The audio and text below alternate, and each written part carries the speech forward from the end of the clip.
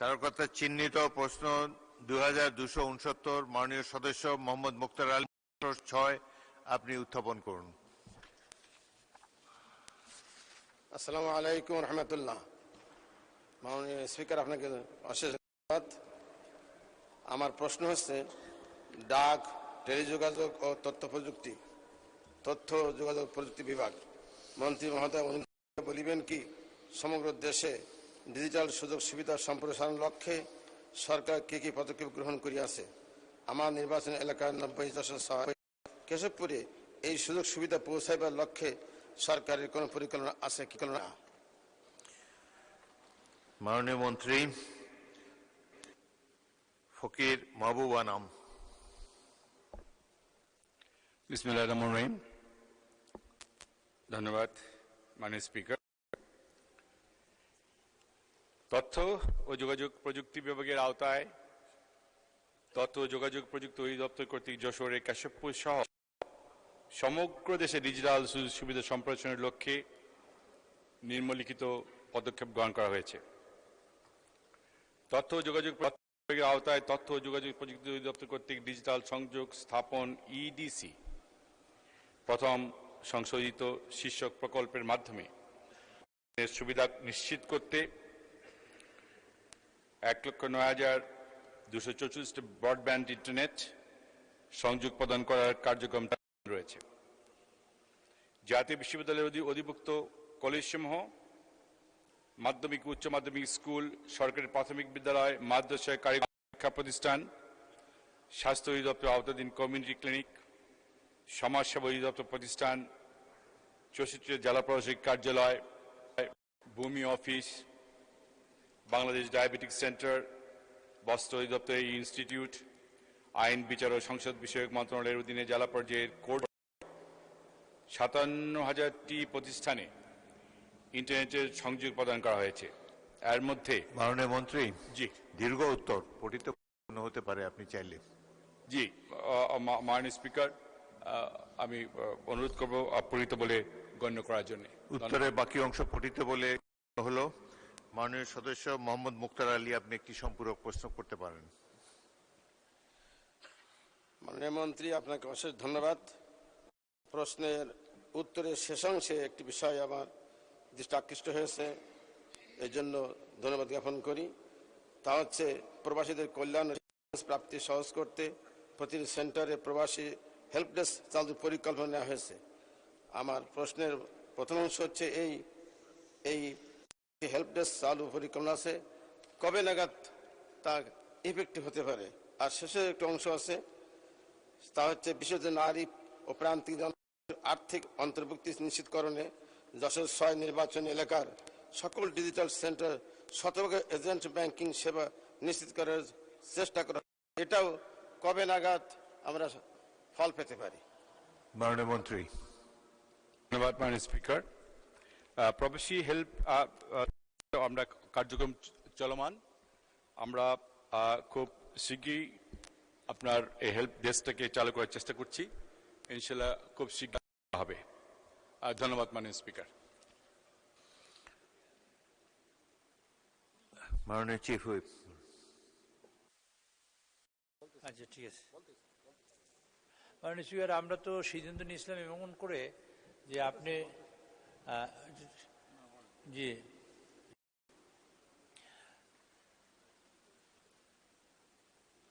আমরা সিদ্ধান্ত নিয়েছিলাম যে আজকে মাননীয় জমিরুদ্দিন সরকার সাহেব, আমাদের সাবেক স্পিকার, ইন্তেকাল করার কারণে আমরা তার প্রতি শ্রদ্ধা নিবেদন করার জন্য সংসদে আমরা সিদ্ধান্ত নিয়েছিলাম, আপনি ছিলেন এবং মাননীয় ডেপুটি স্পিকার মহোদয় ছিলেন, তাদের সাথে যে আলোচনা হয়েছে সেই আলোচনা সিনিয়রদের সবাইকে বলেছি। পরবর্তীতে পরিবর্তন হয়েছে আমি জানি না, আমি জানতে পারি নাই। আলোচনার সিদ্ধান্ত ছিল এরকম, আপনি কথা বলবেন, তারপরে এখানে মাননীয় সরকার দলীয় কেউ একজন বিরোধী নেতা, উপনেতা, ওনার সাথে কথা বলেছি তখন আপনার সামনেই। তো ওনার কথা বলার পরে তারপরে আমরা প্রশ্ন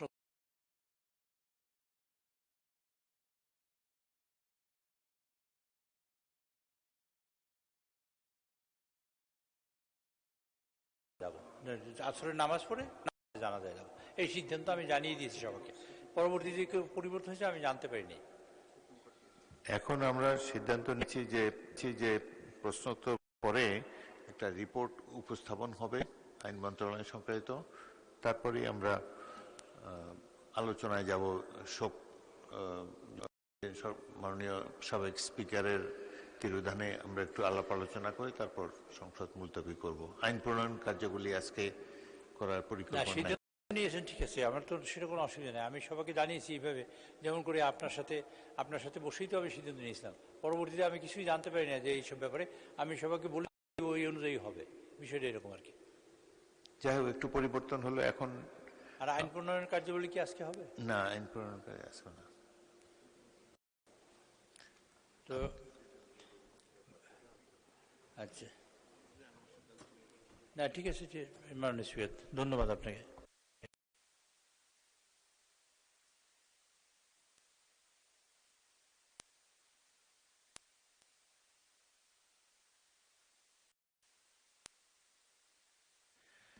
মাননীয় সদস্য রাশেদুল ইসলাম খান, শেরপুর 1।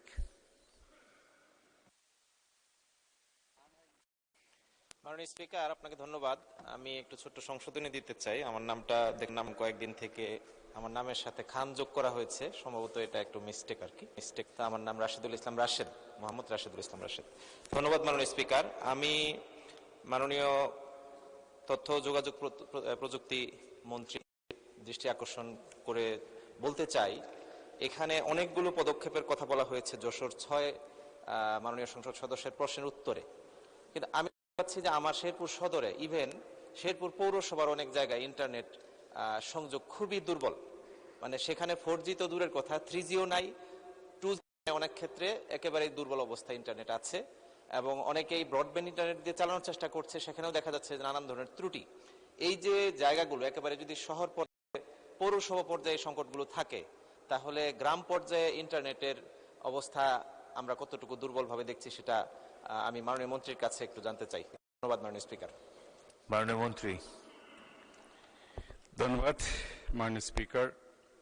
আমি মাননীয় সংসদ সদস্যকে বলতে চাই, এলাকায় ইন্টারনেটের যে কথা বলেন স্লো এবং পাচ্ছেন না, আপনি যদি আমাকে স্পেসিফিকটা একটু বলেন, একটা নোটিশ দেন, আমি একটু দেখব, এবং যদি সম্ভব হয় আমি আমাদের টেলিটক বলবো, অথবা অন্য যারা আপনার গ্রামীণ বা অন্য যারা অপারেটর আছে তাদেরকে রিকোয়েস্ট করবো আপনার ওখানে যাতে নেটওয়ার্কটা আর ভালো আসে। ধন্যবাদ মাননীয় স্পিকার। সদস্য সাবিকুন নাহার, মহিলা আসন 39। মাননীয় স্পিকার, আপনাকে ধন্যবাদ আমাকে সুযোগ প্রদানের জন্য। আমি গুরুত্বপূর্ণ একটি বিষয়ে আমাদের মাননীয় মন্ত্রীর সামনে উপস্থাপন করার চেষ্টা করছি। জাতীয় টেলিযোগাযোগ সংক্রান্ত নীতি প্রণয়নে সরকারকে পরামর্শ প্রস্তাব দেয়া বাংলাদেশ টেলিযোগাযোগ নিয়ন্ত্রণ কমিশনের নিয়মিত কাজ, এটা আমরা সবাই জানি। সেখানে অভিযোগ উঠেছে নিয়মিত এ কাজকেই গবেষণা দেখিয়ে আলাদা সম্মানী নিচ্ছেন কমিশনের কর্মকর্তারা। সংশ্লিষ্ট সূত্র বলছে, সাবেক অন্তর্বর্তী সরকারের আমলে যোগাযোগ নেটওয়ার্ক ও লাইসেন্সিং পলিসি তৈরিকে গবেষণা হিসেবে দেখিয়ে এ কাজে যুক্ত কর্মকর্তাদের সম্মানী ধরা হয় 16,28,000 টাকা। বিআরসি সবশেষে কমিশন সভায় এই অর্থ ছাড় করা হয়েছে। এছাড়া পলিসি বাস্তবায়নের গাইডলাইন প্রণয়নে যুক্ত ব্যক্তিদের সম্মানী ধরা হয়েছে 25,000 টাকা। এই অর্থ ছাড়ের জন্য বর্তমানে যাচাই বাছাই চলছে। এ ব্যাপারে আমি আমাদের মাননীয় স্পিকারের মাধ্যমে সংশ্লিষ্ট মন্ত্রণালয়ে আকর্ষণ করছি। মাননীয় স্পিকার, আপনাকে ধন্যবাদ। মাননীয় মন্ত্রী। ধন্যবাদ মাননীয় স্পিকার। বিটিএসসির আলাদা কমিশনের কথা বলা হচ্ছে। অনেস্টলি আমার এই ফিগারগুলি যে উনি দিচ্ছেন মাননীয় সংসদ সদস্য, আমার এই মুহূর্তে জানা নেই। এটা আপনার ওনার কথা অনুযায়ী আমি এটাকে ইনকোয়ারি করব, খোঁজ নেব, এবং ইনশাল্লাহ আমি ওনাকে নোটিশ দিলে আমি নেক্সট টাইম আমি ওনাকে যাতে মাননীয় সংসদ সদস্যকে। ধন্যবাদ মাননীয় স্পিকার। তারকা চিহ্নিত প্রশ্ন 2270, মোহাম্মদ কামরুল হাসান, সিং 6। সালাম আলাইকুম। মাননীয় স্পিকার, আপনাকে ধন্যবাদ। আমি তারকা চিহ্নিত 2270 উপস্থাপন করছি। মাননীয় মন্ত্রী মহোদয়, অনুগ্রহ করিয়া বলিবেন কি, গত ফেসিস্ট সরকারের আমলে শেয়ার বাজার লুটপাটের সাথে জড়িতদের খুঁজিয়া বাহির করিয়া জনসম্মুখে তাহাদের তালিকা প্রকাশ ও তাহাদের বিরুদ্ধে শাস্তিমূলক ব্যবস্থা গ্রহণের কোনো উদ্যোগ নিয়েছেন কিনা, নিয়ে থাকলে কি ধরনের গ্রহণ করা হয়েছে? মাননীয় স্পিকার, আপনাকে ধন্যবাদ। মাননীয় অর্থমন্ত্রী। মাননীয় স্পিকার, আপনাকে ধন্যবাদ। ইতিমধ্যে গত ফ্যাসিস্ট সরকারের আমলে শেয়ার বাজার লুটপাটের সাথে জড়িত কিছু ব্যক্তি ও প্রতিষ্ঠানের বিরুদ্ধে শাস্তিমূলক গৃহীত হয়েছে, তা কমিশনের ওয়েবসাইটে প্রকাশ করা হয়েছে এবং আরও কিছু ব্যক্তি ও প্রতিষ্ঠানের বিরুদ্ধে শাস্তিমূলক ব্যবস্থা গ্রহণ প্রক্রিয়াধীন রয়েছে। এছাড়াও গত ফ্যাসিস্ট সরকারের আমলে শেয়ার বাজার লুটপাটের সাথে জড়িত তথা কারসাজি, অনিয়ম, দুর্নীতিকারী ব্যক্তি ও প্রতিষ্ঠানের বিরুদ্ধে সিকিউরিটিজ অ্যান্ড এক্সচেঞ্জ কমিশন কর্তৃক শাস্তিমূলক ব্যবস্থা হিসেবে ১,৪৯৭ কোটি টাকা অর্থদণ্ড আরোপ করা হয়েছে, যার মধ্যে Bangladesh export import company limited বেক্সিমকোর শেয়ার সংক্রান্ত লেনদেনে কারসাজির কারণে বিভিন্ন ব্যক্তি ও প্রতিষ্ঠানকে ৪২৮ কোটি টাকা অর্থদণ্ড আরোপ করা হয়েছে। এছাড়াও বিভিন্ন দায়ী প্রতিষ্ঠান ও ব্যক্তিদের চিহ্নিতকরণে Bangladesh securities and exchange commission কর্তৃক গঠিত অনুসন্ধান ও তদন্ত কমিটির প্রদত্ত প্রতিবেদনের ভিত্তিতে গৃহীত ব্যবস্থাটি নিম্ন। স্পিকার, এটা হলো দীর্ঘ লিস্ট, এটা যদি আপনি বলেন। জি, ধন্যবাদ। উত্তরের বাকি অংশ পঠিত বলে গণ্য করা হলো। ধন্যবাদ। তারকা চিহ্নিত ২,২৭১ বাণিজ্য মন্ত্রণালয়ে স্থানান্তরিত। মাননীয় সদস্য, আপনি একটি সম্পূরক প্রশ্ন করতে পারেন। ধন্যবাদ মাননীয় speaker. Bangladesh security exchange commission, আমরা দেখেছি যে অতীতে ফ্যাসিস্ট আমলে যারা নিয়োগ পেয়েছেন তারা দলান্ধ এবং অসৎ এইসব ব্যক্তিবর্গকে নিয়োগ দেওয়া হয়েছে। জনগণের মধ্যে ধারণা রয়েছে দরবেশ খ্যাত ব্যবসায়ীরা এই অসৎ কর্মের সাথে, এই শেয়ার বাজার কেলেঙ্কারির সাথে যেমন জড়িত, জনগণের ধারণা যে এটার সাথে ওই বাংলাদেশ সিকিউরিটিজ অ্যান্ড এক্সচেঞ্জ কমিশনের সদস্যরাও তেমনিভাবে জড়িত, যোগ সাজসে এই কাজটা হয়েছে। আমার প্রশ্ন যে ভবিষ্যতে সরকারের নিয়োগের নীতিমালা অনুসরণ করে দলান্ধ ব্যক্তিদেরকে এখানে নিয়োগ দেওয়া, অসৎ ব্যক্তিদেরকে নিয়োগ দেওয়া হবে, এবং যারা ওই ফ্যাসিস্ট সরকারের আমলে এই বাংলাদেশ সিকিউরিটিজ অ্যান্ড এক্সচেঞ্জ কমিশনের কর্মকর্তা ছিলেন তাদের বিরুদ্ধে কোনো ব্যবস্থা নেওয়া হবে কিনা? ধন্যবাদ স্পিকার। মাননীয় অর্থমন্ত্রী। ধন্যবাদ মাননীয় স্পিকার। ইতিমধ্যে বিগত সিকিউরিটি এক্সচেঞ্জ কমিশনের চেয়ারম্যান সহ অন্যদের বিরুদ্ধে মামলা এবং তদন্ত চলছে। মাননীয় স্পিকার, সম্মানিত সংসদ সদস্যের জ্ঞাতে বলছি যে ইতিমধ্যে আপনারা জানেন নতুনভাবে সিকিউরিটি অ্যান্ড এক্সচেঞ্জ গঠিত হয়েছে। একজন চেয়ারম্যান, ৩ জন সদস্য, আরেকজন সদস্য নিয়োগের প্রক্রিয়া চলছে।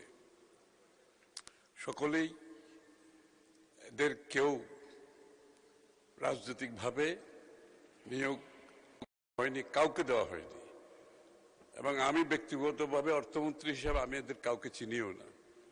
নিয়োগ প্রক্রিয়া এত স্বচ্ছ ছিল যে এদেরকে আমি ভালো করে চিনিও না, কিন্তু সবাই প্রফেশনাল, সবাই শেয়ার বাজার, ইন্টারন্যাশনাল ক্যাপিটাল মার্কেটের সাথে সংযুক্ত ছিল, তাদের ভালো, তাদের সততা নিয়ে কোনো প্রশ্ন আমাদের মধ্যে নাই, জানা নেই। এবং আপনি লক্ষ্য করেছেন মাননীয় সংসদ সদস্য, ইতিমধ্যে বাজার কিন্তু ঊর্ধ্বমুখী গতির দিকে চলছে এবং বহু পয়েন্ট গেইন করেছে। এটা বাংলাদেশের গত 5 বছরে যতটুকু গেইন করে নাই, এই গত 2 বছরের মধ্যে এই নতুন আপনার কমিশন নিয়োগের পরে এর ঊর্ধ্বগতি আমরা দেখতে পাচ্ছি। এবং শেয়ার বাজারে সত্যতা আসার কারণে, শেয়ার বাজারের উপর মানুষের আস্থা ফিরে আসার কারণে এটা হয়েছে, এবং আমরা আশা করছি যে আমরা বড় ধরনের পরিবর্তন ক্যাপিটাল মার্কেটে এনেছি এবং আনতে যাচ্ছি। বাংলাদেশে শুধু দেশের বিনিয়োগকারীদের আস্থা ফিরে আসে নাই, লিস্টেড কোম্পানিদের আস্থা ফিরে আসছে এবং বাইরের ফান্ড ম্যানেজার যারা আছে তাদেরও আস্থা ফিরে আসছে। ইতিমধ্যে বিশ্বের বিভিন্ন Hong Kong, new York, London stock market থেকে ফান্ড ম্যানেজাররা বাংলাদেশে আসতে শুরু করেছে এবং অংশগ্রহণের ইন্টারেস্ট দেখাতে আরম্ভ করেছে। আমরা বিশ্বাস করি আগামী বাংলাদেশের ক্যাপিটাল মার্কেট একটি গ্লোবাল যেভাবে পরিচ্ছন্নভাবে পরিচালিত একটি শেয়ার বাজার হয় ট্রাস্টের মাধ্যমে সেটা ইনশাআল্লাহ আমরা করতে যাচ্ছি এবং ইতিমধ্যে তার সফলতা আমরা দেখতে পাচ্ছি। শেয়ার বাজারে বিনিয়োগকারীদের যে আস্থা ফিরে আসছে শেয়ারের ঊর্ধ্বগতি দেখে সেটা বোঝা যাচ্ছে। আপনাকে ধন্যবাদ মাননীয় স্পিকার। মাননীয় সদস্য শওকত আরা আক্তার, মহিলা আসন 33।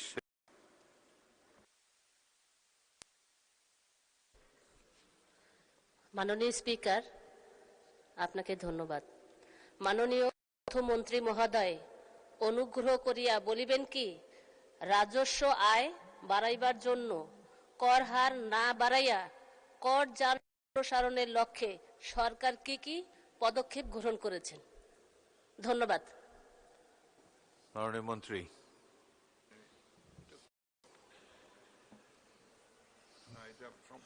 এটা সম্পূরক। হ্যাঁ, জি ধন্যবাদ মাননীয় স্পিকার। যদিও এটা শেয়ার বাজারের সাথে সম্পৃক্ত প্রশ্ন নয়, তারপর আমি এটার উত্তর দিচ্ছি। ইতিমধ্যে কর হার নেটওয়ার্ক বাড়ানোর জন্য অনেকগুলো পদক্ষেপ নেওয়া হয়েছে।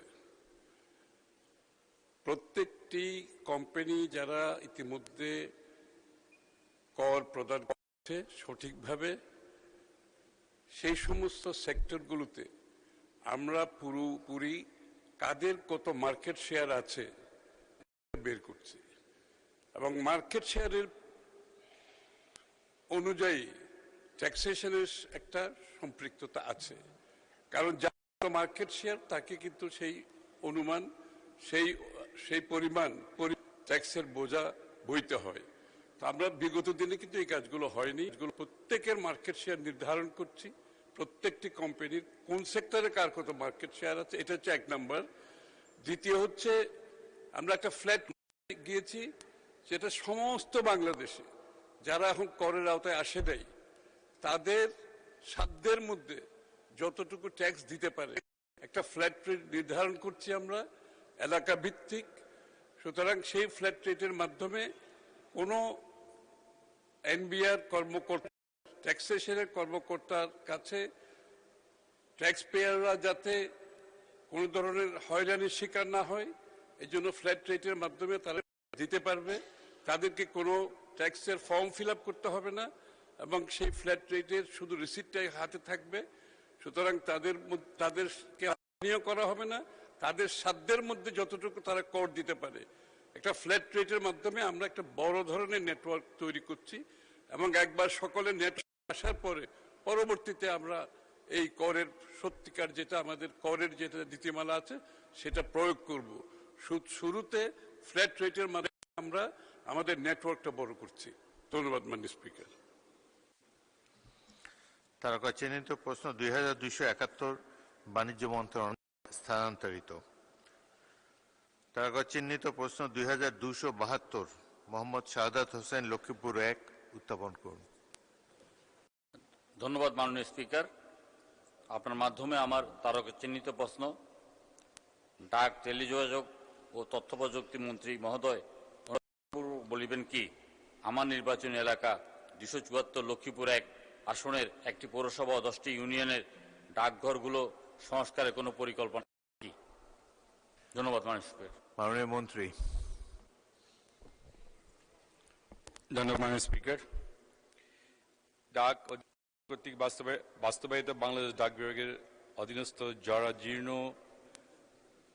ডাকঘর সংস্কার পুনর্বাসন দ্বিতীয় পর্যায়ে দ্বিতীয় সংশোধিত শীর্ষক প্রকল্পের আওতায় সম্প্রতি লক্ষ্মীপুর 1 আসনের রামগঞ্জ উপজেলা ডাকঘর ভবন সম্প্রসারণ ও মেরামত কাজ করা হয়েছে। এছাড়া ভবিষ্যতে নতুন প্রকল্প গ্রহণ করা হলে অগ্রাধিকার ভিত্তিতে দেশের জরাজীর্ণ ডাকগুলোকে পর্যায়ক্রমে সংস্কার করা পরিকল্পনা সরকারের রয়েছে। ধন্যবাদ মাননীয় স্পিকার। মোহাম্মদ শাহাদাত হোসেন একটি সম্পূরক প্রশ্ন করতে পারেন। মাননীয় স্পিকার, আমরা 17 বছর লড়াই সংগ্রাম আন্দোলন অনেক রক্ত ত্যাগের বিনিময়ে সংসদ পেয়েছি। আমরা মাননীয় মন্ত্রী মহোদয়কে যখন প্রশ্ন করি, আমরা আশা করব মাননীয় মন্ত্রী মহোদয় তার সরকারি মেকানিজমের উপর নির্ভর না করে সঠিক তথ্যটা যেন সংসদে উপস্থাপন করেন। আমার ভোটার আইডি কার্ডে আমার নিজের ঠিকানা, গ্রামের ঠিকানার কারণে আমার সমস্ত চিঠিপত্র আমার গ্রামের বাড়িতে চলে যাচ্ছে। আমার প্রশ্ন ছিল 10টি ইউনিয়নে ডাকঘর সংস্কার করা হবে কিনা, তিনি এ প্রশ্ন নেই। আমার ইউনিয়নের ডাকঘরটা মাটির সাথে মিশে গেছে, কোনো ডাকঘর সেখানে নেই। 2-1টা ডাকঘর যেখানে আছে সেখানে বখাটাদের আখড়া। আমি আমার কোনো 10 দিনের মধ্যেও আমি খুঁজে পাই না। আমার প্রশ্নটা ছিল যে 10টা ইউনিয়নে যে জরাজীর্ণ ডাকঘর, এগুলো সংস্কার করবেন কিনা। যদি সরকার মনে করেন এগুলো সংস্কার করা দরকার, সংস্কার করবেন। যদি সরকার মনে করেন যে এটা অর্থনৈতিকভাবে ভাইবল না, তাহলে সরকার এই ডাকঘরগুলো বিলুপ্ত করবেন। কিন্তু এই ডাকঘরগুলো মাদক সেবীদের আড্ডাখানা হোক, এটা আমরা চাই না। এবং মাননীয় মন্ত্রীর কাছে প্রশ্নের যথাযথ যে প্রশ্ন করব, সেই প্রশ্নের যথাযথ উত্তরটা আশা করব। ধন্যবাদ মাননীয় স্পিকার। মাননীয় মন্ত্রী। ধন্যবাদ মাননীয় স্পিকার। অধিদপ্তরের ভৌত অবকাঠামো উন্নয়ন ও সম্প্রসারণ দ্বিতীয় সংশোধিত প্রকল্পের বাস্তবায়ন চলছে। আমরা ইউনিয়ন পর্যায়ে গুলিকে আমরা আপগ্রেড করার চেষ্টা করছি। আমাদের প্রায় সারা বাংলাদেশে 9,000+ ডাকঘর রয়ে গেছে। সত্যি বলেছেন মাননীয় এমপি মহোদয়, ঠিকই বলেছেন যে প্রায় সমস্ত ডাকঘরগুলি জরাজীর্ণ অবস্থায় রয়ে গেছে। আমরা পর্যায়ক্রমে এত বিগ নাম্বার, যার ফলে আমরা স্লোলি একটার পর একটা আমরা করে যাচ্ছি। হয়তো উনি আমাকে এমপি মহোদয় যে বললেন, আমি এটা আমার মিনিস্ট্রিতে গিয়ে আমি এটাকে চেষ্টা করবো ওনার ডাকঘরগুলিকে প্রায়োরিটি বেসিসে দেওয়ার জন্য। ধন্যবাদ মাননীয় স্পিকার। শফিকুল ইসলাম।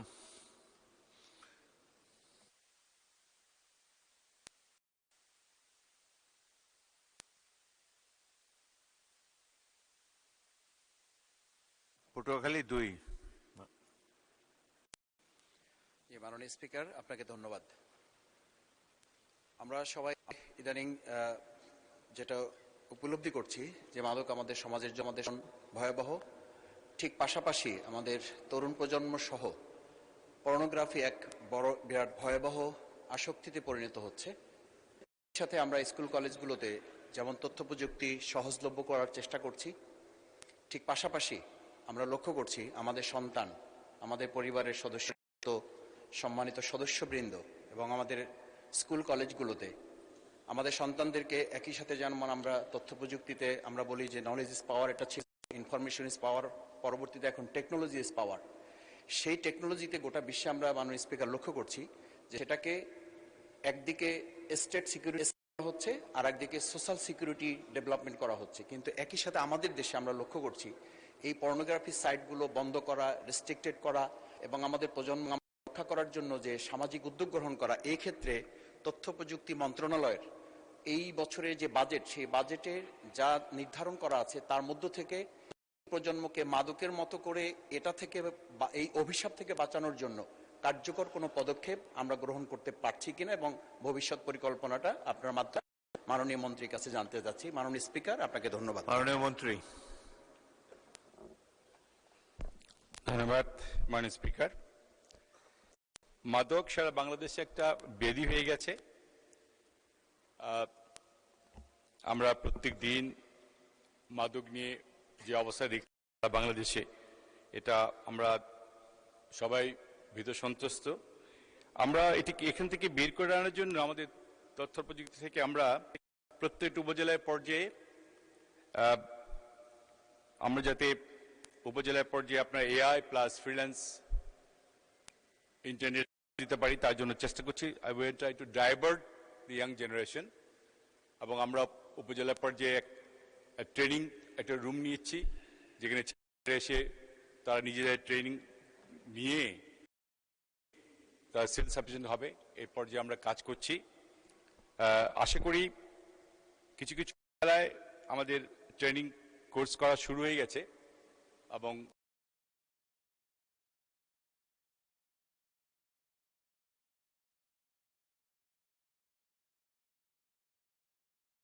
চেষ্টা করছি, এবং ইনশাল্লাহ আমরা যদি এইভাবে এই পর্যায়ে যদি ছেলেপেলেদেরকে, ইয়াং জেনারেশনকে আমরা অ্যাট্রাক্ট করতে পারি, তাহলে হয়তো এই মাদকাসক্ত যারা আছেন তারা একটু ইয়াং জেনারেশন বিশেষ করে তাদেরকে আকৃষ্ট করে ওখান থেকে বের করার চেষ্টা করব। ধন্যবাদ মাননীয় স্পিকার। মাননীয় সদস্য আবুল হাসান, সিলেট 5।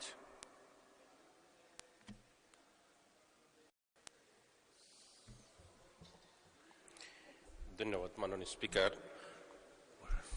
আমার নির্বাচনী এলাকা জকিগঞ্জ খান সীমান্ত এলাকা। নেটওয়ার্ক মোবাইলের এত দুর্বল, যার কারণে যে সমস্ত সীমান্ত এলাকায় আছে যোগাযোগের ক্ষেত্রে মারাত্মক ঝুঁকির মধ্যে। সাথে সাথে বাংলাদেশের নেটওয়ার্ক না থাকার কারণে পার্শ্ববর্তী দেশের নেটওয়ার্ক অনেকে ব্যবহার করতে থাকে। এমতাবস্থায় অর্থনৈতিকভাবে বাংলাদেশ পিছনে পড়ছে। এমতাবস্থায় যাতে নেটওয়ার্কের ভিতরে নিয়ে আসা যায় সেই ব্যবস্থা করার জন্য আমি মাননীয় মন্ত্রী মহোদয়ের দৃষ্টি আকর্ষণ করছি। ধন্যবাদ। মাননীয় মন্ত্রী। ধন্যবাদ মাননীয় স্পিকার। আমাদের রিমোট জায়গায় আমাদের এই কোম্পানিগুলি আছে যেখানে আপনার ইন্টারনেট সার্ভিস পাওয়া যাচ্ছে না। মাননীয় এমপি মহোদয়কে বলবো, আপনি যদি আপনার স্পেসিফিকলি আপনি বলেন কোন জায়গায় আপনার নেটওয়ার্ক পাচ্ছেন না, তাহলে আমি যারা অপারেটর আছে আমাদের সরকারি যে টেলিটক আছে তাদের সাথে কথা বলে আমি ইনশাল্লাহ আপনার টাওয়ারের ব্যবস্থা করে দেব। ধন্যবাদ মাননীয় স্পিকার। তারকা চিহ্নিত প্রশ্ন 2273, মোহাম্মদ মাহবুবুর রহমান বেলাল, রংপুর 3। আসসালামু আলাইকুম ওয়া রাহমাতুল্লাহ। মাননীয় স্পিকার, আপনাকে ধন্যবাদ। তারকা চিহ্নিত প্রশ্ন 2273 এই মহান সংসদে আপনার মাধ্যমে উপস্থাপন করছি। মাননীয় বিভাগীয় মন্ত্রী মহোদয় অনুগ্রহ করে বলিবেন কি, আমরা দেখেছি ফ্যাসিস্ট আমলে একজন ব্যক্তির নামে বর্ষ পালিত হয়েছে, মুজিব বর্ষ। এই মুজিব বর্ষ পালন উপলক্ষে প্রতিটি জেলা উপজেলায় বিভিন্ন ধরনের কর্মসূচি বাস্তবায়ন এবং শেখ মুজিবের ছবি ও বেদি বিভিন্ন সরকারি অফিসে ব্রোঞ্জ, তামা, মার্বেল, পাথরের মূর্তি বানাইতে এবং রাষ্ট্রীয়ভাবে সময় গণনার ডিজিটাল বোর্ড তৈরিতে সরকারের কত টাকা খরচ হইয়াছে? এই অপচয়ের বিরুদ্ধে সরকার কোনো ব্যবস্থা নিবে কিনা? ধন্যবাদ মাননীয় স্পিকার। মাননীয় মন্ত্রী জনাব আমির খসরু মাহমুদ চৌধুরী। ধন্যবাদ মাননীয় স্পিকার। মুজিব বর্ষ পালন উপলক্ষে প্রতিটি জেলা উপজেলায় বিভিন্ন ধরনের কর্মসূচি বাস্তবায়ন এবং শেখ মুজিবের ছবি ও বেদি তৈরি, বিভিন্ন সরকারি অফিসে ব্রোঞ্জ, তামা, মার্বেল, পাথরের মূর্তি বানাইতে এবং রাষ্ট্রীয়ভাবে সময় গণনার ডিজিটাল বোর্ড তৈরিতে সকল মন্ত্রণালয় বিভাগ সর্বমোট 982,91,74,74,000 কোটি টাকা ব্যয় করেছে মাননীয় স্পিকার।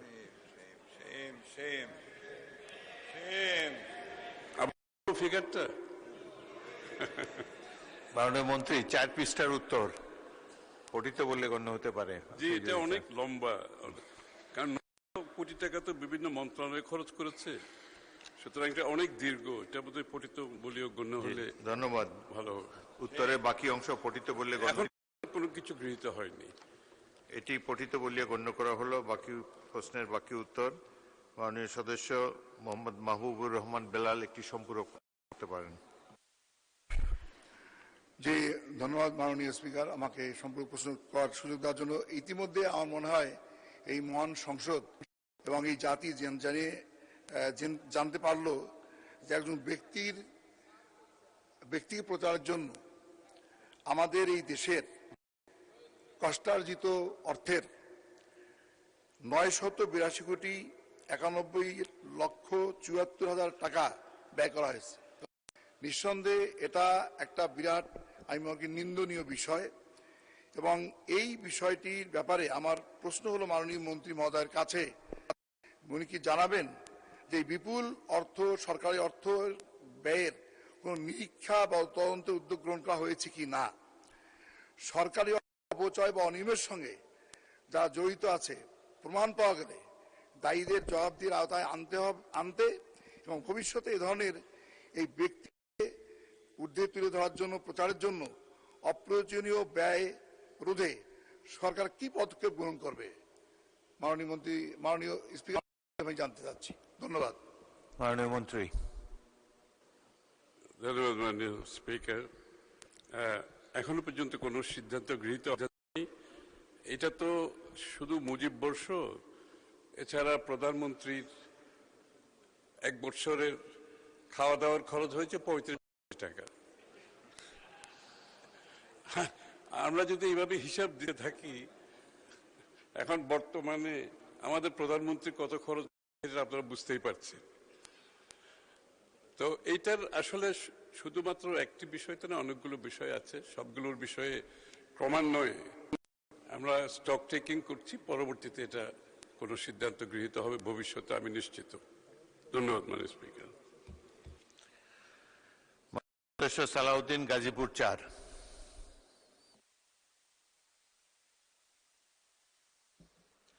আসসালামু আলাইকুম। মাননীয় স্পিকার, আপনাকে ধন্যবাদ। মাননীয় স্পিকার, আমার মাননীয় অর্থমন্ত্রীর কাছে জানতে চাওয়া, প্রবাসীদের কল্যাণের জন্য প্রবাসী কল্যাণ ব্যাংক প্রতিষ্ঠিত হয়েছিল। গত ফেসিবাদের সময় তদবির, ঘুষ বাণিজ্য এবং সিন্ডিকেটের মাধ্যমে কোটি কোটি টাকা লোনের নামে লুটপাট করা হয়েছে, যেখানে প্রায় 61% এখন পর্যন্ত ঋণ খেলাপি রয়ে গিয়েছে। একই সাথে ভয়ানক তথ্য হলো, এখন পর্যন্ত আগের সিন্ডিকেট, আগের তদবির এবং আগের বাণিজ্যের মধ্য দিয়ে বিভিন্ন জায়গায় সেই লোন উত্তোলন এবং প্রদান করা হচ্ছে। এই সিন্ডিকেট ভেঙে দিতে এবং আগের বিষয় কোন ধরনের সুষ্ঠু তদন্তের মাধ্যমে ব্যবস্থা গ্রহণ করা হবে কিনা মাননীয় মন্ত্রীর কাছে আমার জিজ্ঞাসা। মাননীয় মন্ত্রী। মাননীয় স্পিকার, আপনাকে ধন্যবাদ। আমি আগেও কয়েকবার সংসদে একটি বিষয় পরিষ্কারভাবে বলেছি, আর্থিক শৃঙ্খলা এই সরকারের টপ প্রায়োরিটি। এই জায়গাটা আমরা কোনো ধরনের কম্প্রোমাইজ করব না। শুধু একটি ব্যাংক তো নয়, অনেকগুলো ব্যাংকে কি ঘটনা ঘটেছে এবং প্রত্যেক কিছু তদন্ত হচ্ছে। অনেকের বিরুদ্ধে ইতিমধ্যে অ্যাকশন নেওয়া হয়েছে এবং এটা একটা চলমান প্রক্রিয়া। এটা তো রাতারাতি এটার সলিউশন দেওয়া সম্ভব না, চলমান প্রক্রিয়া। এই যে ক্লিনিং প্রসেস চলছে, পুরো ফাইন্যান্সিয়াল সেক্টর একটা ক্লিনিং প্রসেস চলছে এবং এই ধারা অব্যাহত থাকবে। আমি নিশ্চিতভাবে আপনাকে বলতে পারি, আমি আগেও বলেছি, বিএনপি সরকার আর্থিক শৃঙ্খলা হচ্ছে আমাদের টপ প্রায়োরিটি। কারণ একটি দেশের যদি সামনের দিকে অর্থনৈতিক সমৃদ্ধির দিকে যেতে হয়, আর্থিক শৃঙ্খলা হচ্ছে টপ প্রায়োরিটি। সেটা আমরা নিশ্চিত করছি ইনশাআল্লাহ। তারকা চিহ্নিত প্রশ্ন 2274, মাননীয় সদস্য মোহাম্মদ মুন্সিগঞ্জ 1।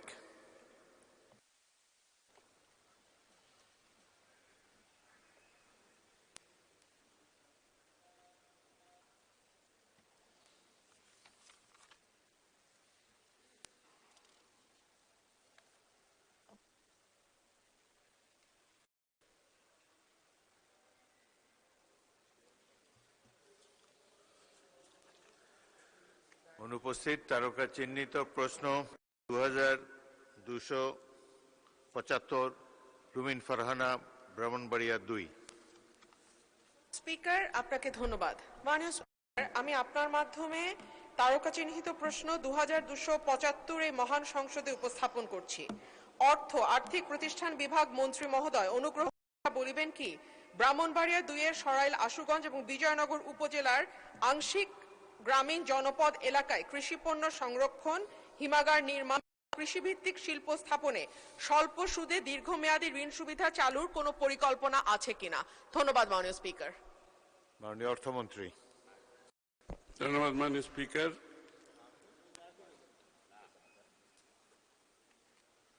না বলবো কেন? হ্যাঁ, স্পিকার আপনাকে ধন্যবাদ। দেশের গ্রামাঞ্চলে কর্মসংস্থান সৃষ্টি ও দারিদ্র্য বিমোচনের লক্ষ্যে কৃষিখাতের পণ্য প্রক্রিয়াজাতকরণ, শিল্প স্থাপন ও তৎসংক্রান্ত সহায়ক সেবা প্রদানকারী প্রতিষ্ঠানসমূহের জন্য বাংলাদেশ ব্যাংকের নিজস্ব অর্থায়নে 2000 কোটি টাকা কৃষি পণ্য প্রক্রিয়াজাতকরণ শিল্প স্থাপনে পুনঃ অর্থায়ন তহবিল চলমান রয়েছে।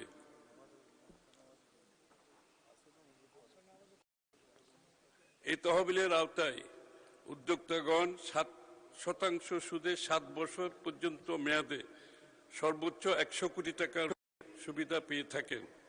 গ্রামীণ এলাকায় অবস্থিত উদ্যোগসমূহকে এই তহবিলের আওতায় পুনঃ অর্থায়ন প্রদানের ক্ষেত্রে অগ্রাধিকার প্রদান করা হচ্ছে। সম্প্রতি এ তহবিল এর পরিমাণ 1400 কোটি টাকা থেকে বৃদ্ধি করে 2000 কোটি টাকায় উন্নীত করা হয়েছে। স্পিকার, এছাড়া বাংলাদেশ ব্যাংক কর্তৃক 2008-6-2026 তারিখে দেশের খাদ্য নিরাপত্তা নিশ্চিতকরণে কৃষি উৎপাদন বৃদ্ধি এবং কর্মসংস্থান সৃষ্টির লক্ষ্যে কৃষি ও পল্লী খাতের জন্য 10,000 কোটি টাকার একটি পুনঃ অর্থায়ন স্কিম গঠন করা হয়েছে। তাছাড়া কৃষি খাতে উৎপাদন বৃদ্ধির লক্ষ্যে নিম্নলিখিত কার্যক্রম পরিচালিত হচ্ছে। প্রতি বছর বাংলাদেশ কর্তৃক কৃষি ও পল্লী ঋণ নীতিমালা ও কর্মসূচি ঘোষণা করা হয়ে থাকে। উক্ত কর্মসূচির 2025-26 অর্থবছরে তফসিলি ব্যাংকসমূহ কর্তৃক কৃষি খাতে ঋণ বিতরণের জন্য 39,000 কোটি টাকা লক্ষ্যমাত্রা নির্ধারণ করা হয়। ব্যাংকসমূহ কর্তৃক আমদানি বিকল্প ফসল সমূহে ডাল, তেলবীজ, ভুট্টা, মশলা জাতীয় ফসল চাষে মাত্র 400 রেয়াতি হার সুদে ঋণ বিতরণ করা হচ্ছে। এক্ষেত্রে সরকার কর্তৃক ঋণ প্রদানকারী ব্যাংকসমূহকে বাংলাদেশ ব্যাংকের মাধ্যমে সুদ ভর্তুকি প্রদান করা হয়। বাংলাদেশ ব্যাংক এসিডি সার্কুলারের মাধ্যমে গম ও ভুট্টা উৎপাদন বৃদ্ধিকল্পে 1000 কোটি টাকার একটি বিশেষ পুনঃ অর্থায়ন স্কিম গঠন করা হয়েছে। উক্ত স্কিমের আওতায় কৃষক পর্যায়ে ঋণের সুদ হার 1%।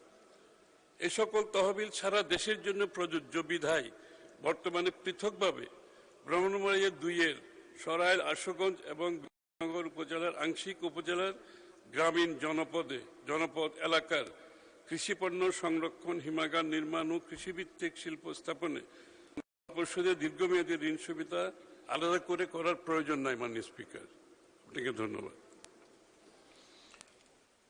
মাননীয় সদস্য রুমিন একটি সম্পূরক প্রশ্ন করতে পারেন। মাননীয় স্পিকার, আপনাকে ধন্যবাদ। মাননীয় স্পিকার, আমাদের যে রাষ্ট্রায়ত্ত ব্যাংকগুলো সোনালী, রূপালী, জনতা, অগ্রণী ব্যাংক, বেসিক ব্যাংক, এই সবগুলো ব্যাংকের মোটামুটি গত 15 বছরে যে পরিমাণ ঋণ দেয়া হয়েছে তার অলমোস্ট 50-70% খেলাপি। একমাত্র জনতা ব্যাংকের ঋণেই 70% খেলাপি, এবং এই খেলাপি ঋণগুলো হয়েছে S Alam, Beximco, tax group, বিসমিল্লাহ গ্রুপ এদের মাধ্যমে।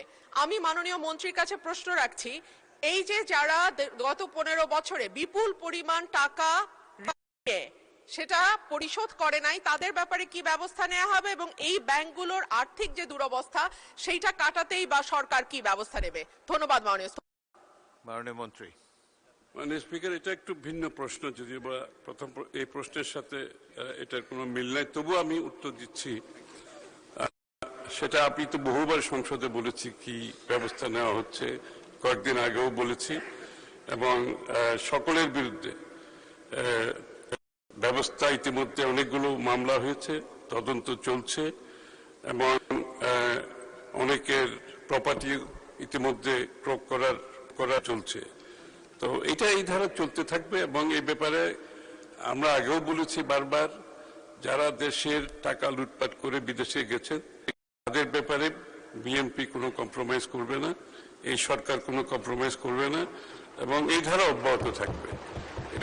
এটা তো বহুবার তথ্য আমি সংসদে কি কি ব্যবস্থা নিয়েছি সে তথ্য, বিস্তারিত তথ্য দিয়েছি এই সংসদে, এবং সুতরাং এই ধারা অব্যাহত থাকবে। মাননীয় সদস্য আতিকুর রহমান মুজাহিদ, কুড়িগ্রাম 2। মাননীয় স্পিকার, আপনাকে অসংখ্য ধন্যবাদ। মাননীয় স্পিকার, আমরা অনেকগুলো ব্যাংকের নাম শুনি, কিন্তু আমার অঞ্চলের গরিব মানুষকে যে ব্যাংকটা ঋণ দেয় সেটা নাম হচ্ছে রাজশাহী কৃষি উন্নয়ন ব্যাংক। খুবই দুর্ভাগ্য সত্য, এই ব্যাংকটা একটা সিন্ডিকেটের আন্ডারে পড়েছে। শুধু রাজশাহীর বাইরে যেন ব্যাংকটা না যায়, এর আগে উদ্যোগ নেওয়া হয়েছিল ঢাকায় নিয়ে আসা, করে গভর্নমেন্ট স্বচ্ছভাবে তদন্ত রাখতে পারে। কিন্তু এখানে অনেক ঋণ খেলাপি আছে, অনেক নিউজ হয়, অনেক কিছু হয়, কিন্তু একটা গোষ্ঠী আগে ছিল আওয়ামী লীগ, এখন তারা বিএনপি সাদা করেছে। এই ব্যাংকটাকে জনঘনিষ্ঠ, কৃষক ঘনিষ্ঠ বানানোর ক্ষেত্রে আমাদের অর্থমন্ত্রী কোনো ধরনের প্ল্যান নেবেন কিনা, বা কোনো উদ্যোগ নেবেন কিনা, বা কোনো তদন্ত নেবেন কিনা, সেটার ব্যাপারে আমার জানার প্রশ্ন আর কি। মাননীয় মন্ত্রী। মাননীয় স্পিকার, আপনাকে ধন্যবাদ। আওয়ামী লীগের করতে বিএনপির ব্যাংক দখল প্রক্রিয়ার কোনো সুযোগ এই সরকারের অধীনে নাই, কোনো সুযোগ নাই। আমরা conscious decision of BNP government, আমরা কোনো পলিটিক্যাল অ্যাপয়েন্টমেন্ট কোনো ব্যাংকে দিচ্ছি না।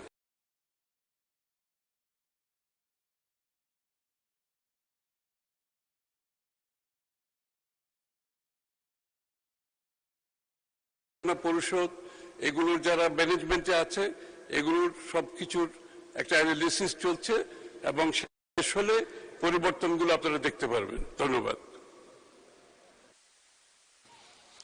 তারকা চিহ্নিত প্রশ্ন 2276, মোহাম্মদ আব্দুল হান্নান, চাঁদপুর 4।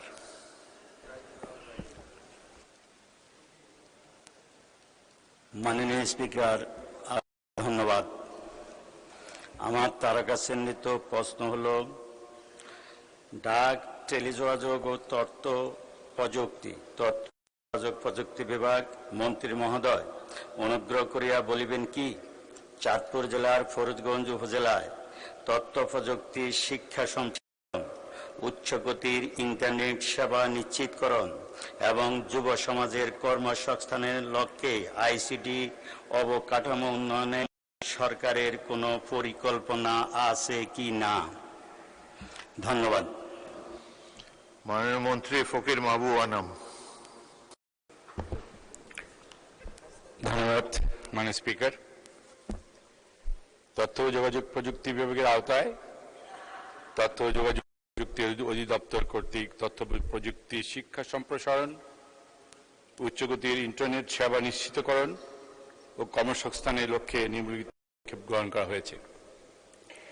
তথ্য ও যোগাযোগ প্রযুক্তি বিভাগের আওতায় তথ্য ও যোগাযোগ প্রযুক্তি অধিদপ্তর কর্তৃক বাস্তবায়ন ডিজিটাল সংযোগ স্থাপন প্রথম সংশোধিত শীর্ষক প্রকল্পের মাধ্যমে চাঁদপুর জেলার ফরিদগঞ্জ উপজেলা পরিষদ কমপ্লেক্স তলা ঊর্ধ্বমুখী সম্প্রসারণ করে পঞ্চম তলা উপজেলা সেবা তথ্য প্রযুক্তি প্রশিক্ষণ কেন্দ্র নির্মাণ কাজ সম্পন্ন হয়েছে।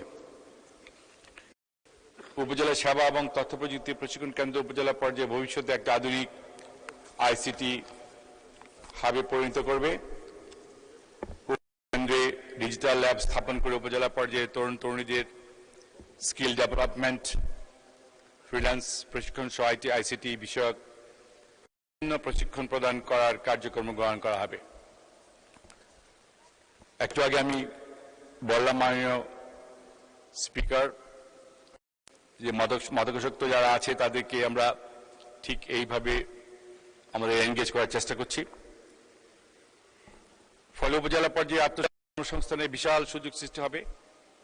এছাড়া উপজেলা সেবা ও তথ্য প্রযুক্তি প্রশিক্ষণ কেন্দ্রে start up zone, plug and play zone প্রভৃতি সুবিধা রয়েছে।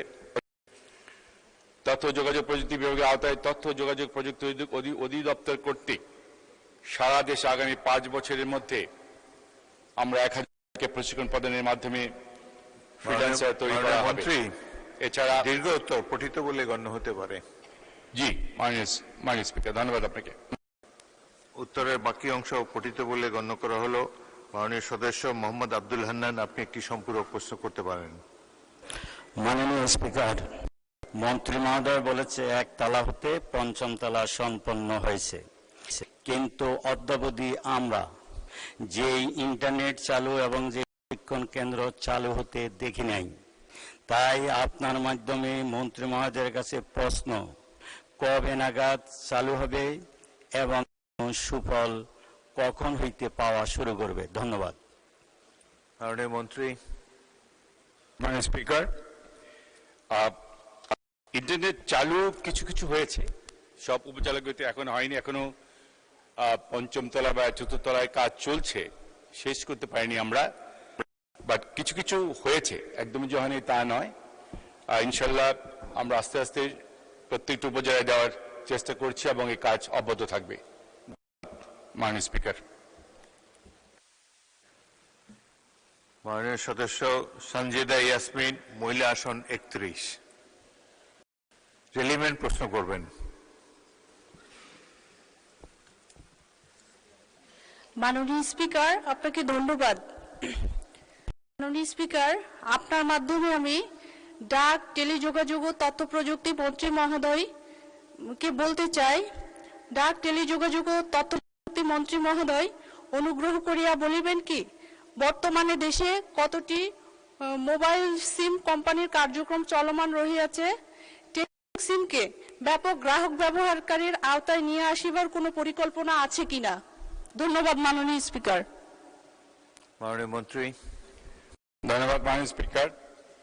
এই মুহূর্তে আমাদের 4টি অপারেটর রয়ে গেছে, আপনারা জানেন, টেলিটক, রবি, বাংলালিংক, গ্রামীণ, আর আপনার টেলিটককে আমরা আপগ্রেড করার চেষ্টা করছি। আমরা আরো কিছু কিছু টাওয়ার বসাতে হবে আমাদের। আসলে টেলিটককে আপগ্রেড করতে গেলে আমাদের টাকা পয়সা দরকার, আল্লাহ চাই তো আমরা চেষ্টা করছি বাড়ি থেকে ফান্ড এনে টেলিটকে কিভাবে আপগ্রেড করা যায়। কারণ টেলিটকে আপগ্রেড করতে পারলে অন্য যারা অপারেটর রয়ে গেছে তারা একটু কেয়ারফুল থাকবে, তা না যদি বাজারে না থাকি, টেলিটক বাজারে না থাকলে অন্যান্য অপারেটরগুলি তার ইচ্ছে মতো দাম বাড়িয়ে দিবে, যার জন্য টেলিটককে আমাদেরকে বাজারে রাখতে হবে, সরকার রাখতেই হবে।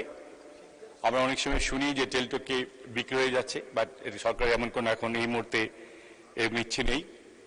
আমরা আল্লাহ চেয়ে তো খুব শীঘ্রই আমরা আপগ্রেড করার চেষ্টা করব। ধন্যবাদ মাননীয় স্পিকার। নাদিয়া পাঠান, মহিলা আসন 32। আপনাকে ধন্যবাদ মাননীয় স্পিকার।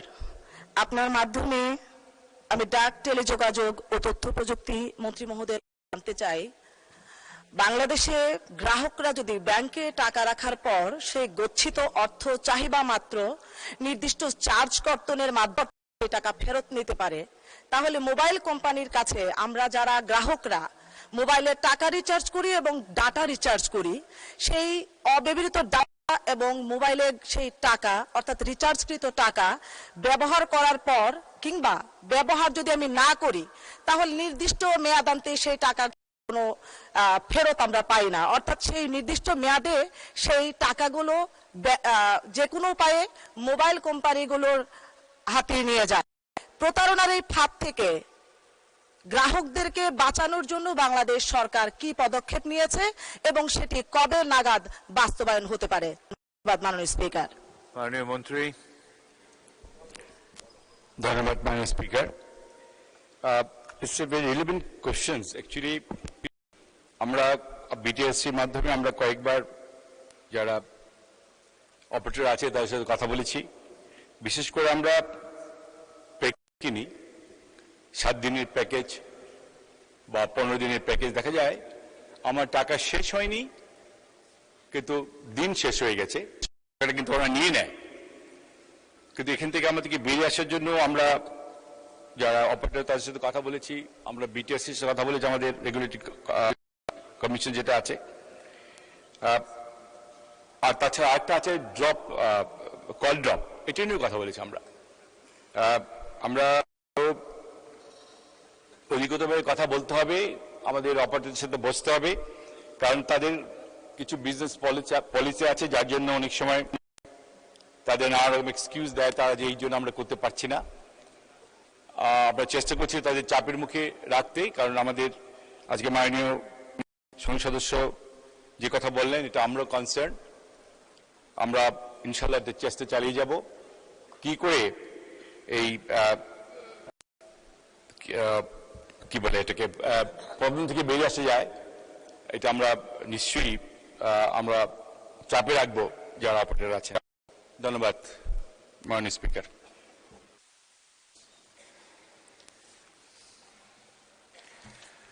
মাননীয় সদস্যবৃন্দ, প্রশ্নোত্তর এখানেই শেষ হলো।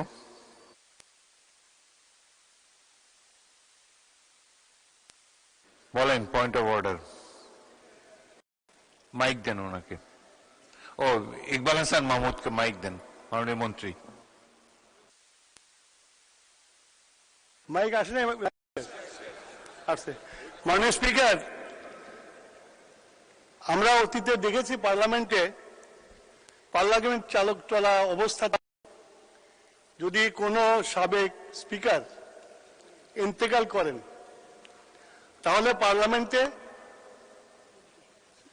কাজ স্থগিত রেখে তার সম্বন্ধে শোক প্রস্তাব এনে বিরোধী দল এবং সরকারি দল উভয় আলোচনা করে সেদিনের জন্য পার্লামেন্টকে অ্যাডজর্ন করা হয়।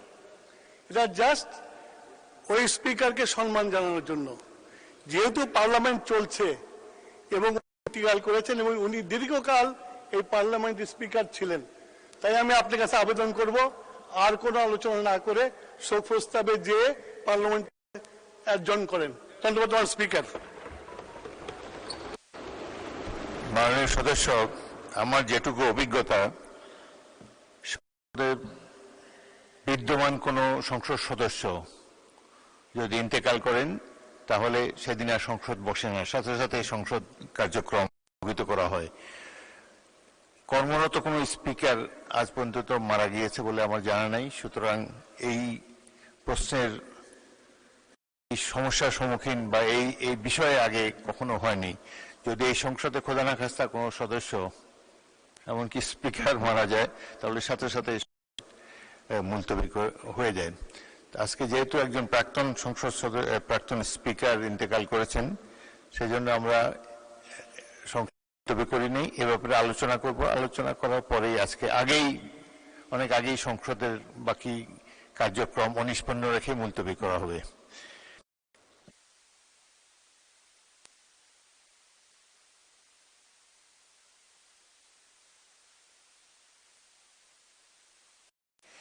মাননীয় সদস্যবৃন্দ, দিনের কার্যসূচিভুক্ত জরুরি জনগুরুত্ব সম্পন্ন বিষয়ে মনোযোগ আকর্ষণের বিধি ৭১ আওতায় প্রাপ্ত নোটিশ নিষ্পত্তি এবং গৃহীত নোটিশ সমূহের উপর আলোচনা বিষয়ক সিদ্ধান্ত পরবর্তীকালে জানানো হবে। এখন বিল সম্পর্কে স্থায়ী কমিটির রিপোর্ট উপস্থাপন।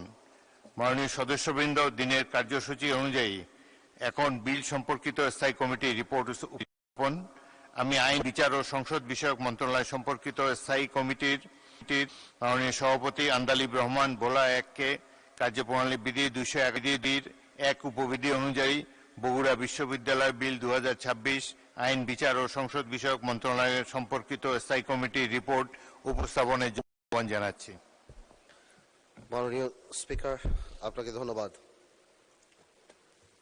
বগুড়া বিশ্ববিদ্যালয় বিল ২০২৬-এর পরীক্ষা সংক্রান্ত আইন, বিচার, সংসদ বিষয়ক মন্ত্রণালয় সম্পর্কিত স্থায়ী কমিটির রিপোর্ট। ত্রয়োদশ জাতীয় সংসদের ৭ই জুলাই ২০২৬ তারিখের খ্রিস্টাব্দের তারিখের বৈঠকে উত্থাপিত বগুড়া বিশ্ববিদ্যালয় বিল ২০২৬ জাতীয় সংসদের কার্যপ্রণালী বিধির ২৪৬ বিধি অনুসারে পরীক্ষা করে সংসদে প্রদানের জন্য সংসদ কর্তৃক আইন, বিচার, সংসদ বিষয়ক মন্ত্রণালয় সম্পর্কিত স্থায়ী কমিটিতে প্রেরণ করা হয়। বগুড়া বিশ্ববিদ্যালয় বিল ২০২৬ সম্পর্কিত স্থায়ী কমিটির রিপোর্ট কমিটির সভাপতি হিসেবে আমি আন্দালিব রহমান কার্যপ্রণালী বিধির ২১১ বিধি অনুযায়ী এই মহান সংসদে উপস্থাপন করছি। কমিটি ৯ জুলাই ২০২৬ তারিখে বৈঠকে মিলিত হয়, বিলটি পুঙ্খানুপুঙ্খানুভাবে পরীক্ষা করে।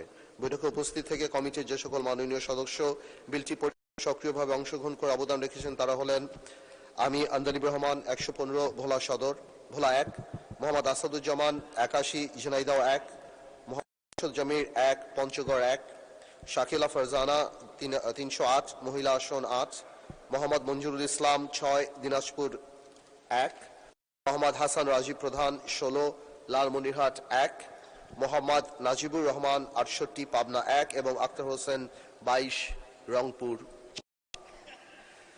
এছাড়াও কমিটির বিশেষ আমন্ত্রণে মাননীয় শিক্ষামন্ত্রী ডক্টর আ.ন.ম এহসানুল হক মিলন বৈঠকে উপস্থিত ছিলেন।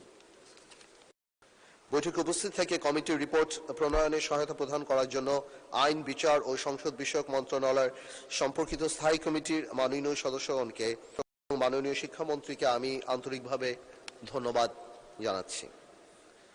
তাছাড়া শিক্ষা মন্ত্রণালয়, আইন, বিচার ও সংসদ বিষয়ক মন্ত্রণালয় এবং জাতীয় সংসদ সচিবালয়ের সংশ্লিষ্ট কর্মকর্তা কর্মচারী, বিশেষ করে কমিটির সাচিবিক দায়িত্ব পালনকারী, কমিটির সচিব, লেজিসলেটিভ ড্রাফটিং ইউনিটের যে সকল কর্মকর্তা ও কর্মচারী পরীক্ষার কাজে এই রিপোর্ট প্রণয়নে কমিটিকে সহায়তা প্রদান করেছেন, এই কমিটির পক্ষ থেকে আমি তাদেরকে জানাই আন্তরিক ধন্যবাদ। কমিটি অত্যন্ত আন্তরিক পরিবেশে বিলটির বিভিন্ন খুঁটিনাটি দিক পরীক্ষা করে এবং বগুড়া বিশ্ববিদ্যালয় বিল 2026 উত্থাপিত আকারে মহান সংসদে পাশ করার জন্য সর্বসম্মতিক্রমে সুপারিশ করেছে। আপনাকে ধন্যবাদ মাননীয় স্পিকার। ধন্যবাদ মাননীয় সদস্য। রিপোর্টটি সংসদে উপস্থাপিত হলো।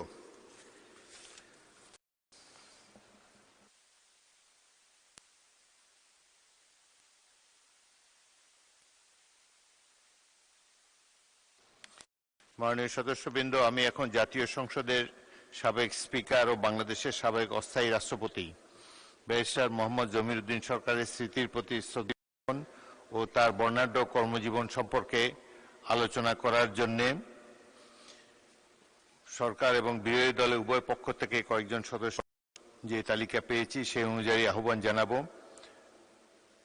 প্রথমেই বক্তব্য রাখার জন্য আহ্বান জানাচ্ছি মাননীয় সদস্য মোহাম্মদ আক্তার হোসেন, এনসিপি।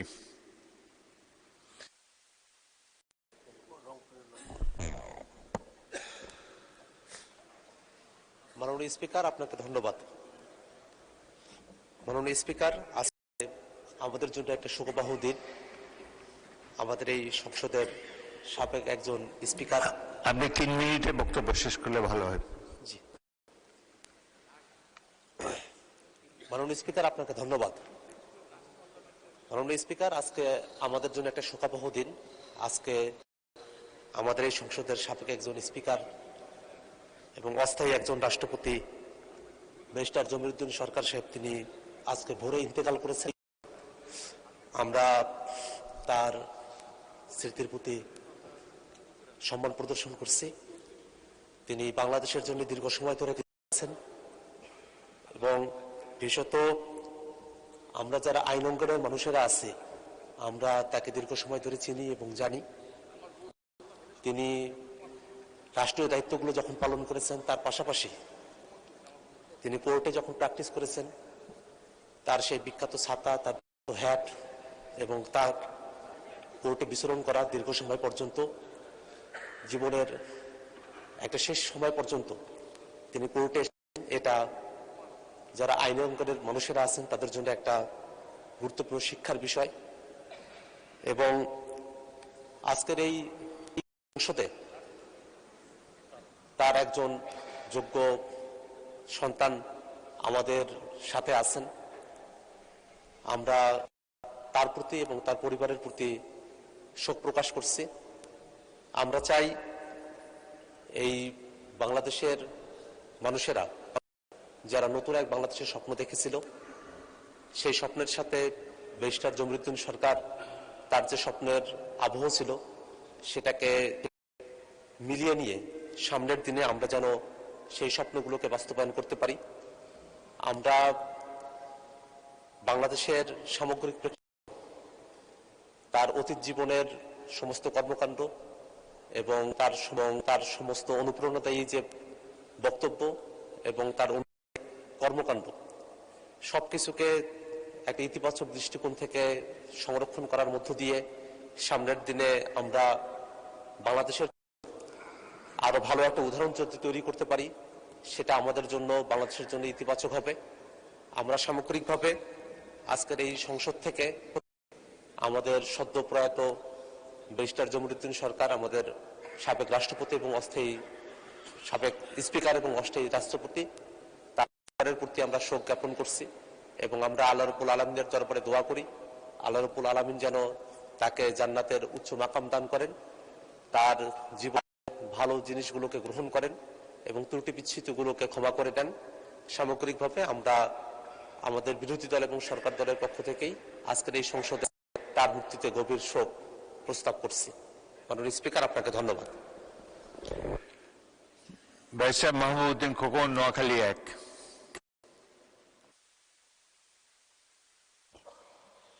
মাননীয় স্পিকার, আপনাকে ধন্যবাদ। 3 আমি মিনিট প্রথমে সময়। সাবেক স্পিকার, বাংলাদেশ সবচেয়ে বয়োজ্যেষ্ঠ আইনজীবী, সিনিয়র অ্যাডভোকেট ব্যারিস্টার জমিরুদ্দিন সরকারের শোক প্রকাশ করছি। তিনি একটা প্রতিষ্ঠান ছিলেন মাননীয় স্পিকার, এবং আইন জগত যেরকম ছিলেন, পার্লামেন্টে একই রকম ছিলেন। তার একটা বর্ণাঢ্য জীবন ছিল। তিনি 1 ডিসেম্বর 1931 সালে পঞ্চগড় জেলায় তেঁতুলিয়া নয়াবাড়ি গ্রামে জন্মগ্রহণ করেন এবং তিনি ঢাকা বিশ্ববিদ্যালয় থেকে ইতিহাস বিভাগে BA অনার্স, MA, পরবর্তী ঢাকা বিশ্ববিদ্যালয় LLB অনার্স ডিগ্রি লাভ করেন। লন্ডনের লিংকন থেকে ব্যারিস্টার ল ডিগ্রি লাভ করেন। 27/5/60 সাল তিনি আইনজীবী হিসেবে তালিকাভুক্ত হন এবং 5/2/69 সাল তিনি সুপ্রিম কোর্টের প্র্যাকটিস অনুমতি লাভ করেন। তিনি ছাত্র অবস্থায় 1948-45 সনে ছাত্র থাকাকালীন অবস্থায় তৎকালীন ছাত্র ফেডারেশনের মাধ্যমে তার রাজনৈতিক জীবন শুরু করেন মাননীয় স্পিকার। তিনি ছাত্র ইউনিয়ন ও ন্যাপের সমর্থক ছিলেন জীবনের প্রথমে। 1971 সালে হাইকোর্টের আইনজীবীদের গ্রুপটি মুক্তির পক্ষে সক্রিয় ভূমিকা পালন করেন। আইন পেশায় সুনাম খ্যাতি অর্জন করায় মহান রাষ্ট্রপতি জিয়া রহমান 1977 থেকে 81 পর্যন্ত 5 বার জাতিসংঘের সাধারণ অধিবেশনে বাংলাদেশের প্রতিনিধি হিসাবে পাঠান এবং দল গঠনের প্রথম পর্যায়ে শহীদ প্রেসিডেন্ট জিয়া রহমান জাগত দল গঠন করলে তিনি তাদের যোগ দেন। তিনি জাতীয়বাদী গণতান্ত্রিক জাগ দলের ওয়ার্কিং কমিটির সদস্য ছিলেন। পরে বিএনপি প্রতিষ্ঠিত হলে তিনি স্থায়ী কমিটির সদস্য হন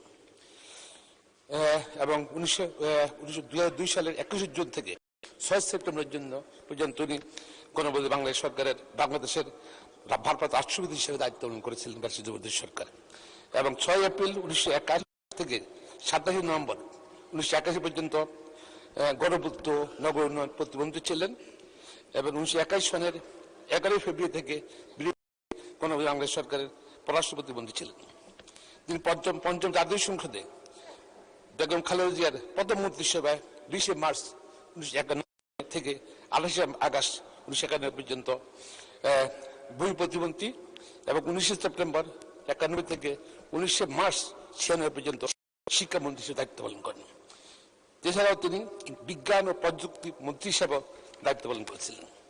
তিনি ষষ্ঠ জাতীয় সংসদে গঠিত স্বল্পকালীন সরকারের মন্ত্রিসভার 19 মার্চ 96 থেকে 30 মার্চ 96 পর্যন্ত আইন, বিচার, সংসদীয় মন্ত্রণালয়ের মন্ত্রী হিসেবে দায়িত্ব পালন করেন। তত্ত্বাবধায়ক বিল প্রণয়নে তিনি গুরুত্বপূর্ণ ভূমিকা পালন করেন। তার একটা বর্ণাঢ্য জীবন ছিল। পার্লামেন্ট একদম অভিজ্ঞ। ধন্যবাদ মাননীয় সদস্য। মাননীয় সদস্য নাজিবুর রহমান, পাবনা 1।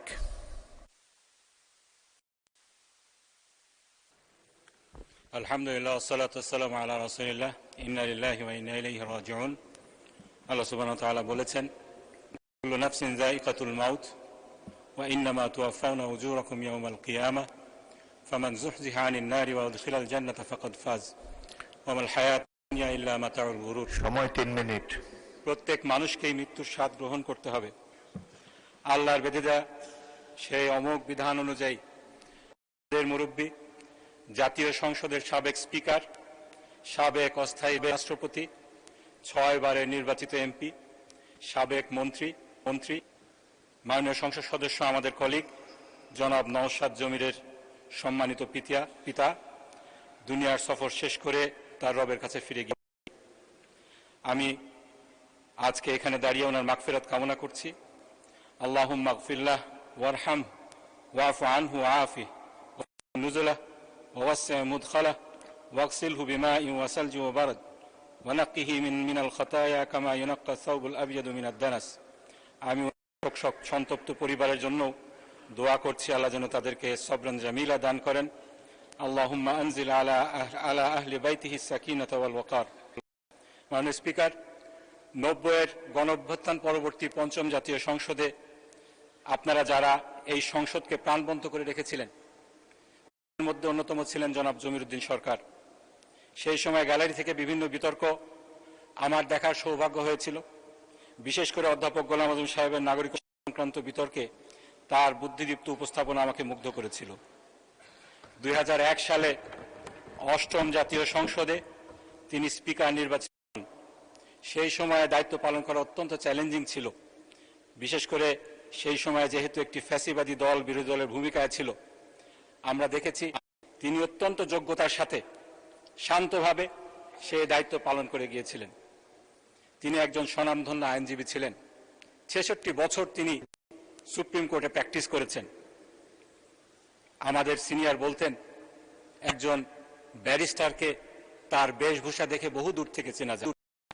এরকম ব্যারিস্টার আমাদের দেশে যদি কয়েকজনের নাম বলা যায়, তার মধ্যে অন্যতম উল্লেখযোগ্য হবেন ব্যারিস্টার জমিরুদ্দিন সরকার। তার সেই সুটেড বুটেড যে অ্যাটায়ার ছিল, একটি হ্যাট, একটি ছাতা নিয়ে যেভাবে তিনি চলাফেরা করতেন, বহু দূর থেকেই বোঝা যেত তিনি একজন স্বনামধন্য আইনজীবী। তিনি শুধুমাত্র একজন আইনজীবী ছিলেন না, আমাদের আজকের যারা রাজনীতিবিদ রয়েছেন তাদের জন্য শিক্ষা।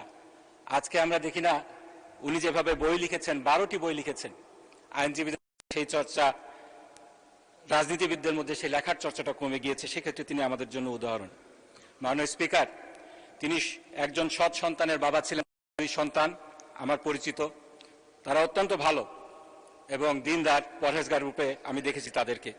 রাসূল সাল্লাল্লাহু আলাইহি ওয়াসাল্লামের হাদিস অনুযায়ী কেউ যখন মারা তার আমলের সমস্ত দরজা বন্ধ হয়ে যায়, যে কয়টি খোলা থাকে তার মধ্যে একটি হলো সৎ সন্তান।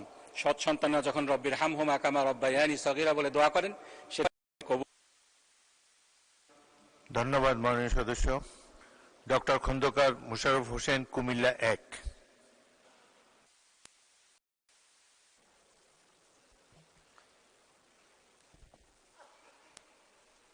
বিসমিল্লাহির রহমানির রহিম। মাননীয় স্পিকার, আপনাকে ধন্যবাদ। 3 মিনিট। আমাকে আমাদের একজন দীর্ঘদিনের কর্মী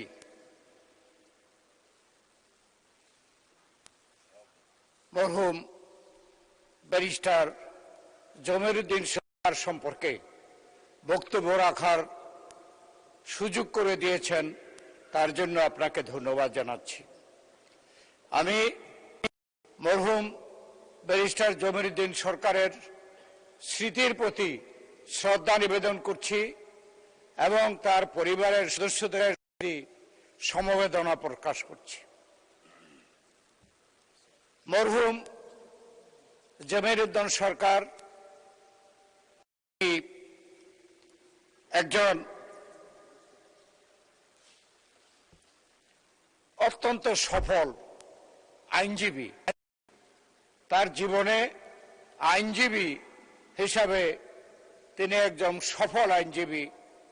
আমার পূর্বে মাননীয় সংসদ সদস্য বলেছেন, সুটেড বুটেড হ্যাট, ছাতা, বহু দূরে থেকেই বোঝা যেত যে ঢাকা হাইকোর্টের, সুপ্রিম কোর্টের একজন প্রখ্যাত আইনজীবী জমিরুদ্দিন সরকারকে দেখা যাচ্ছে। তিনি একজন সফল আইনজীবী। যারা ওনার কাছে বিচার পাওয়ার জন্য গিয়েছেন, তাদের থেকে শুনেছি যে তিনি অত্যন্ত সিরিয়াসলি তার ক্লায়েন্টের জন্য কাজ করেছেন। তিনি একজন সফল আইনজীবী। তিনি একজন সফল রাজনীতিবিদ হিসাবে বলতে গেলে তিনি প্রেসিডেন্ট জিয়াউর রহমানের সময়ে তিনি বিভিন্ন পদে রাজনীতিতে অবদান রেখেছেন। তিনি দেশনেত্রী বেগম খালেদা জিয়ার নেতৃত্বে তিনি অবদান রেখেছেন বিভিন্ন পদে এবং এই পার্লামেন্টে একজন স্পিকার হিসাবে তিনি অবদান রেখেছেন। আজকে যেহেতু সময় নির্ধারিত, ব্যারিস্টার জমিরুদ্দিন সরকার সম্বন্ধে বলতে গেলে দীর্ঘ সময় বলতে হবে।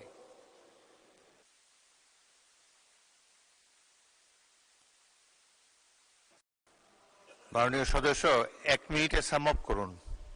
সকলে মিলে মরহুম ব্যারিস্টার জমিরুদ্দিন সরকারের স্মৃতির প্রতি নিবেদন করছি। তার পরিবারের পরিজনকে আমরা সমবেদনা জানাচ্ছি এবং পরিবারের সদস্যদের সাথে আমাদের সাথে কলিগ আছেন এখানে, যে তিনিও ব্যারিস্টার নওশের জামির, আমি তাদের সকলের